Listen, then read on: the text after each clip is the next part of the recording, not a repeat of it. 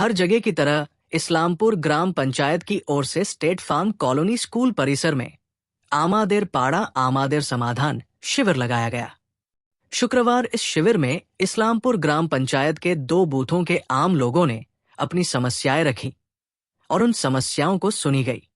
इस्लामपुर के बीडीओ ने समस्याओं के समाधान का आश्वासन दिया। बीडीओ उस शिविर में मौजूद थी। इस्लामपुर ग्राम पंचायत के प्रधान असीमा पाल, तृणमूल ब्लॉक अध्यक्ष जाकिर हुसैन, युवा तृणमूल कांग्रेस के जिला अध्यक्ष कौशिक गुन, इस्लामपुर ग्राम पंचायत के प्रधान के प्रतिनिधि और सामाजिक कार्यकर्ता अभिजीत पाल समेत कई अन्य गणमान्य लोग उपस्थित थे।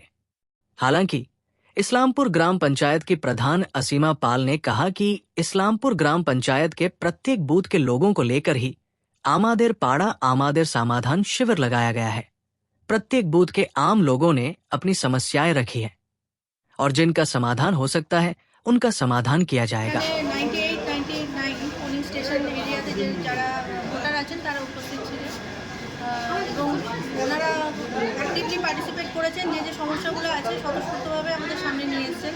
কিছু কিছু সমস্যা আছে যেগুলো অনেক দিনের পুরনো সমস্যা, ওয়াটার লগিং, রাস্তা রিপেয়ারিংয়ের সমস্যা আছে, কিন্তু একটু লেন্থে বড়, যেগুলো আমরা আগেই অলরেডি এগুলো অ্যাড্রেস করা হয়েছিল, সিএমআরও কমপ্লেন হয়েছে এবং আমরা এগুলো এনকোয়ারি করে এগুলোর জন্য এনকোয়ারি রিপোর্টও পাঠিয়েছি নেসেসারি স্যাংশনের জন্য।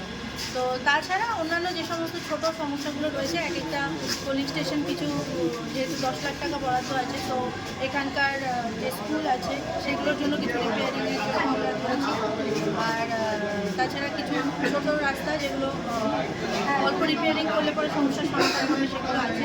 স্ট্রিট লাইট আছে। মহিলারাও এখানে কিছু কিছু সমস্যার কথা বলেছেন, সেগুলো আমরা কন্ট্রোল করার চেষ্টা করবো।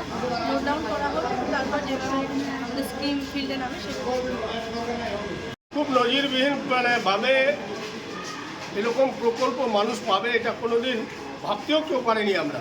যে মানবিক মুখ্যমন্ত্রী, বাংলার জনদরদী মুখ্যমন্ত্রী, মানবিক সরকারের পক্ষ থেকে এত প্রকল্প, কন্যাশ্রী, রূপশ্রী, খাদ্যশ্রী, লক্ষ্মীর ভাণ্ডার, এত জনমুখী প্রকল্প দেওয়ার পরে এরকম একটা চিন্তাভাবনা মুখ্যমন্ত্রী করবেন, এটা আমাদের কল্পনায় ছিল না। কিন্তু মুখ্যমন্ত্রী মানুষকে এই প্রকল্প দিয়ে অনেক উৎসাহিত করেছেন এবং মানুষের মধ্যে অনেক উৎসাহ উদ্দীপনা আছে যে বাংলার এই মানবিক সরকারের পক্ষ থেকে আমার পাড়া আমার সমাধান। মানুষ খুব উৎসাহিত যে আমার পাড়ার কাজটা আমি নিজে করতে পারবো, যেটা একটা জনপ্রতিনিধির অধিকার ছিল, আজকে সেই অধিকারটা সাধারণ মানুষকে যে মমতা ব্যানার্জি দিয়েছে তার জন্য মানুষ মমতা বন্দ্যোপাধ্যায়ের প্রতি অনেক কৃতজ্ঞ।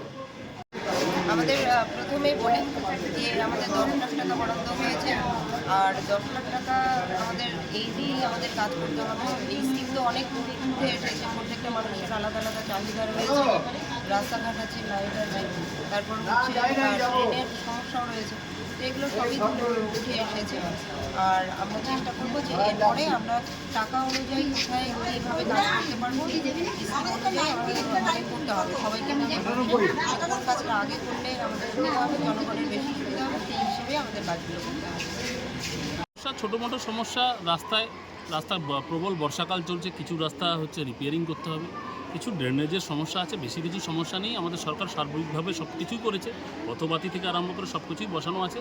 আর এই এলাকায় স্বভাবত এই এলাকাটা লো ল্যান্ড, ইসলামপুর শহর এবং সংলগ্ন এই জায়গাটা ইসলামপুর গ্রাম পঞ্চায়েতের মধ্যে লো ল্যান্ড। এখানে বর্ষাকালে একটু জল জমে, সেই ব্যাপারটা বিডিও ম্যাডামও বললো। এই ব্যাপারটার উপর আমাদের লক্ষ্য রাখা হচ্ছে যে ড্রেনেজ সিস্টেমের মাধ্যমে কীভাবে আউটলেট করে জলটাকে বের করানো যায়, এগুলো সমস্যা রয়েছে। আর বিশেষত রাস্তাঘাট অধিকাংশ তৈরি হয়েছে, প্রবল বর্ষাকাল চলছে, কিছু রাস্তাঘাট রিপেয়ারিংয়ের দরকার। আর এখানে প্রধান অসীমা পাল রয়েছেন, দক্ষ প্রধান, তিনি ভালো কাজ করেন। আগামী দিনে ইসলামপুর পঞ্চায়েতের আরও শ্রীবৃদ্ধি ঘটুক। আমাদের সরকার যেভাবে 94টা প্রকল্পর বাদ দিয়েও আমার পাড়া আমার সমাধান নিয়ে যেভাবে বুথে বুথে আমাদের সরকার মানুষের কাছে যাচ্ছে, এটা একটা নজিরবিহীন ঘটনা। গোটা ভারতবর্ষের মধ্যে একমাত্র পশ্চিমবঙ্গ, একমাত্র মমতা বন্দ্যোপাধ্যায় এবং মমতা বন্দ্যোপাধ্যায়ের সরকার, মামাটি মানুষের সরকারই পারে এইভাবে সাধারণ মানুষের কাছে গিয়ে নিজের সরকারকে উজাড় করে দেওয়া।